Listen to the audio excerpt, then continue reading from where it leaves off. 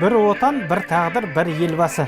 Бүгін облыстық қазақ драма театрында Қазақстан Республикасы тұңғыш президенті күніне орай өткен салтанатты жиын дәл осылай аталды. Аталмыш жиынға облыс әкімі Нұрлан Асқарұлы бастаған лауазым иелері мен қала тұрғындары және студенттер қатысты. Қазақ елі тәуелсіздік алғаннан бері бірнеше биік белестерді бағындырып келеді. Бұл елбасы Нұрсұлтан Әбішұлы Назарбаевтың сарабдал саясатының арқасы. Бүгінде Қазақстан әлемдік аренада беделі биік мемлекетке айналды.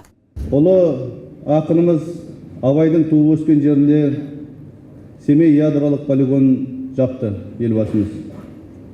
Бұл әлемдегі ядролық қарудан өз еркімен бас тартқан бірден бір тұңғыш және жалғыз мемлекет болып отыр. Сол шешімнің қазіргі кезде дер кезінде қабылданғаны маңызды шешім екені көрініп отыр.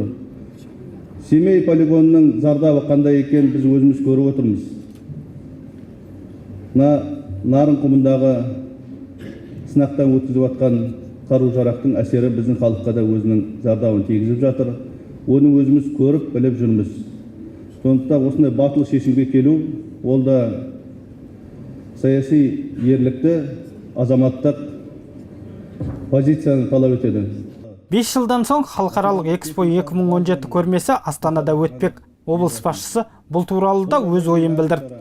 Көрмені ұйымдастырушы қаланы таңдау ағымдағы жылдың 22 қарашасында Парижде халықаралық көрмелер бюросы Бас ассамблеясының 152 сессиясы кезінде таңдалды. Астана қаласы дауыс берушілердің 103 дауысын жинап, 44 дауысты жинаған Бельгиялық Леж қаласын артта қалдырды. Сондай-ақ елбасы бүгінде ел келешегі жастарға деген зор үміт артуда. Қараша айында өткен Жас отан жастар қанатының 2-ші съезінде көптеген мәселелер талқыланған болатын.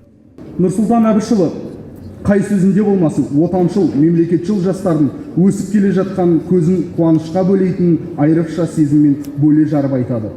Елбасы сенімін, ел сенімін абыроймен арқалауға тырысатын жас ұрпақ бойынан ел басқару ісіне де тыс қалмауы сезімі анық байқалады.